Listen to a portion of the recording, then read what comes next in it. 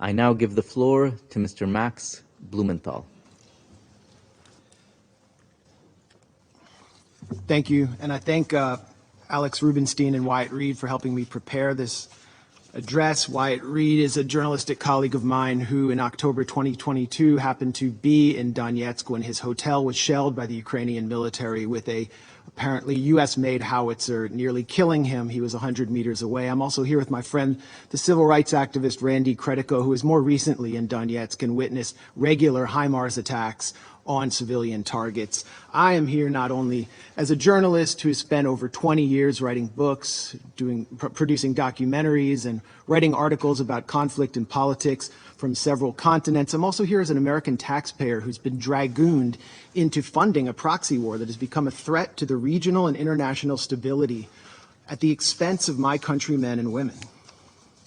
Just June 28th, as emergency crews worked to clean up yet another toxic train derailment in the United States, this time on the Montana River, further exposing our nation's chronically underfunded infrastructure and its threats to our health, the Pentagon announced plans to send an additional $500 million worth of military aid to Ukraine. The development came as Ukraine's army enters the third week of a vaunted counteroffensive that CNN describes as, quote, not meeting expectations, and which even Volodymyr Zelensky says is going slower than desired.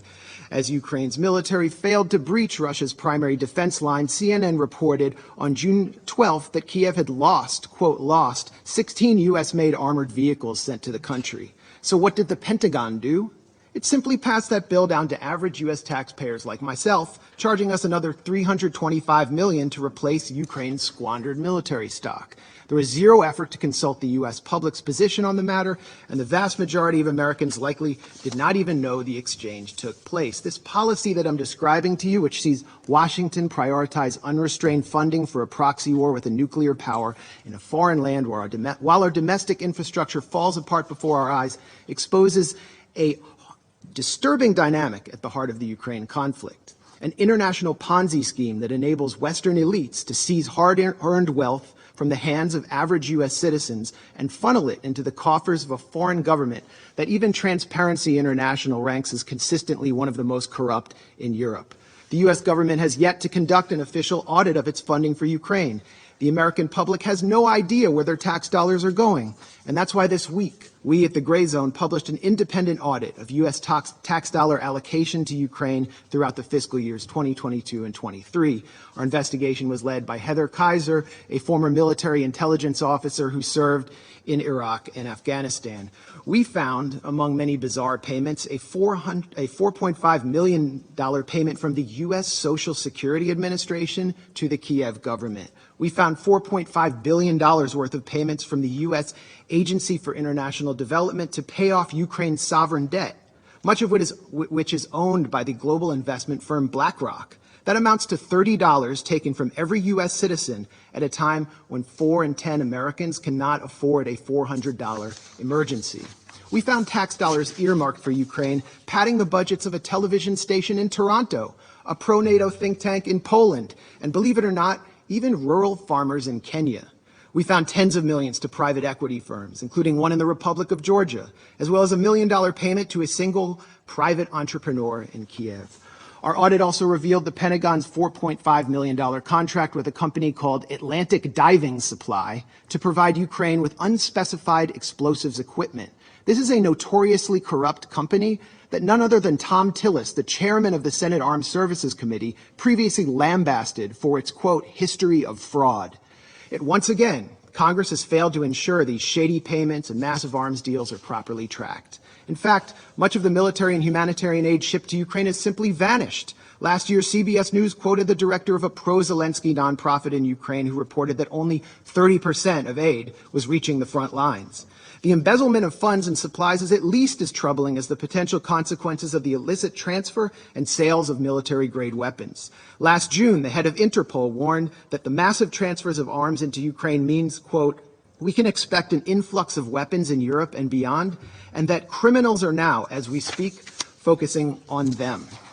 This May, a group of anti-Kremlin Russian exiles outfitted with gear supplied by the Ukrainian government was hailed by Western politicians for carrying out terrorist attacks in Russian territory using American-made Humvees.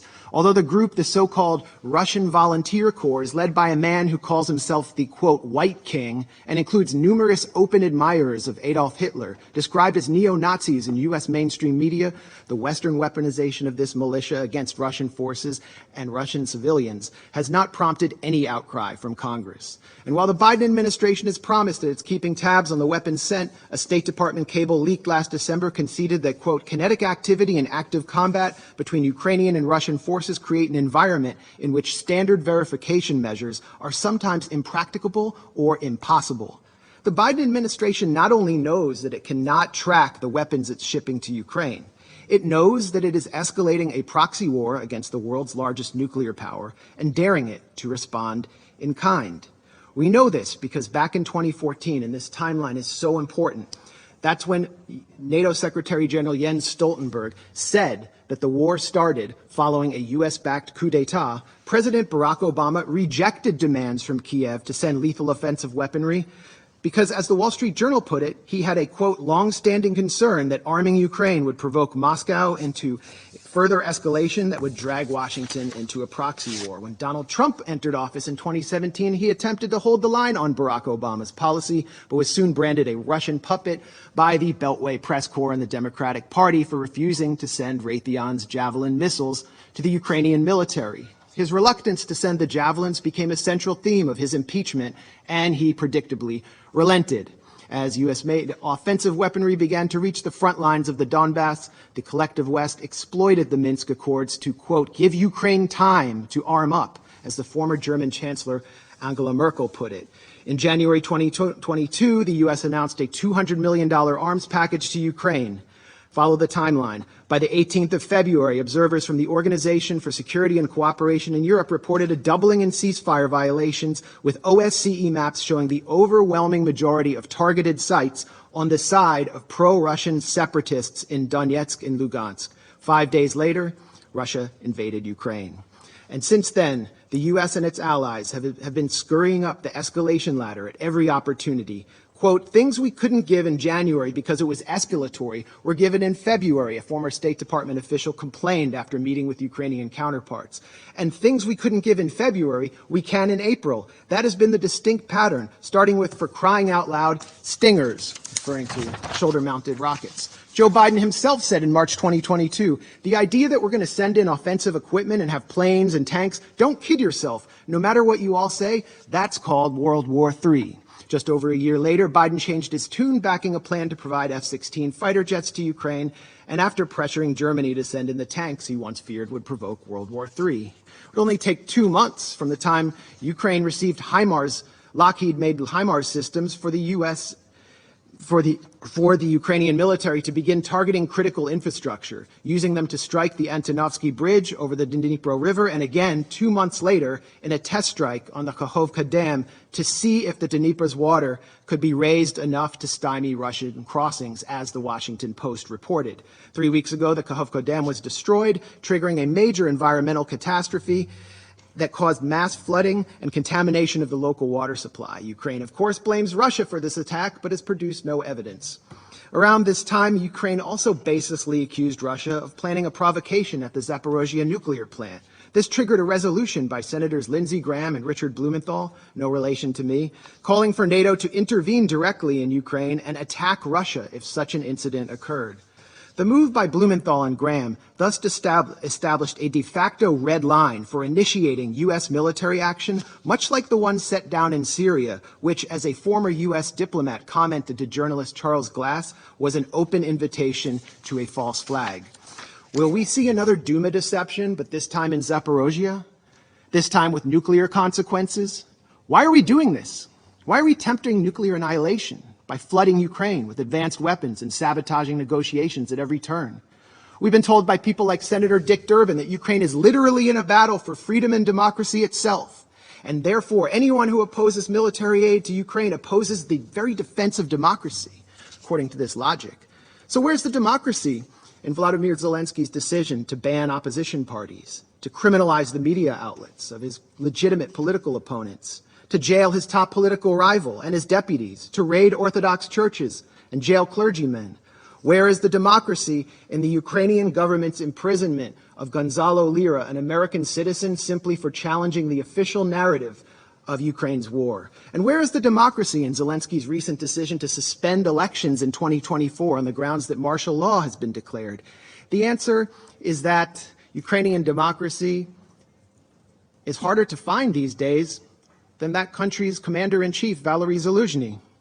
Senator Lindsey Graham has offered a much more grim and more on-the-mark rationale for supplying Ukraine with billions in weapons. As the senator boasted during a recent visit with Zelensky in Kiev, the Russians are dying. It's the best money we've ever spent. I repeat, the Russians are dying. It's the best money we've ever spent. And Graham has also said that Americans are ready to fight this war down to the last Ukrainian. While official casualty numbers are strictly classified, we must worry that Ukraine is well on its way to fulfilling the senator's ghoulish fantasies. As a Ukrainian soldier complained this month to Vice News, we don't know what Zelensky's plans are, but, quote, it looks like the extermination of its own population, like of the combat-ready and working-age population. That's it. Indeed, military cemeteries in Ukraine are expanding almost as rapidly as the Northern Virginia McMansions and beachfront estates of executives from Lockheed Martin, Raytheon, and assorted Beltway contractors benefiting from the second highest level of military spending since World War II. These are the real winners of the Ukraine proxy war, not average Ukrainians or Americans or Russians. The winners, or Europeans for that matter, the winners are people like Secretary of State Tony Blinken, who spent his time between the Obama and Biden administrations launching a consulting firm called West Exec Advisors, which secured lucrative government contracts for intelligence firms and the arms industry.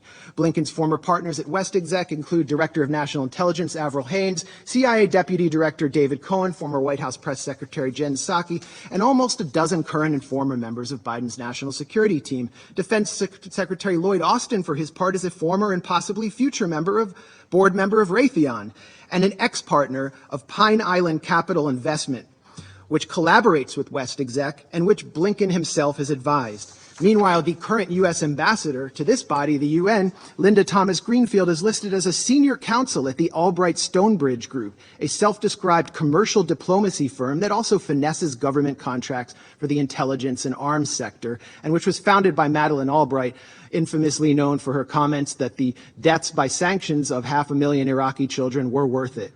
So while military-age Ukrainian men are ripped off the streets by military police and sent to the front lines, the financially and politically connected architects of this proxy war are planning to walk through the revolving door to reap unimaginable profits once their time in the Biden administration is over. For them, a negotiated settlement to this territorial dispute means an end to the cash cow of close to $150 billion in U.S. aid to Ukraine. So in closing, when the United States, my country, a permanent member of this council, has fallen under the control of a bipartisan regime which seeks to perpetuate a proxy war for as long as it takes, in the words of Joe Biden, which considers diplomacy synonymous with unilateral coercive measures to, quote, turn the ruble to rubble, as Biden pledged to do, whose leadership subverts negotiations in order to pursue profit while refusing to properly inform its own citizens what they're paying for, and pushes the sons and brothers of its supposed Ukrainian partners out onto a killing field in order to bludgeon a geopolitical rival,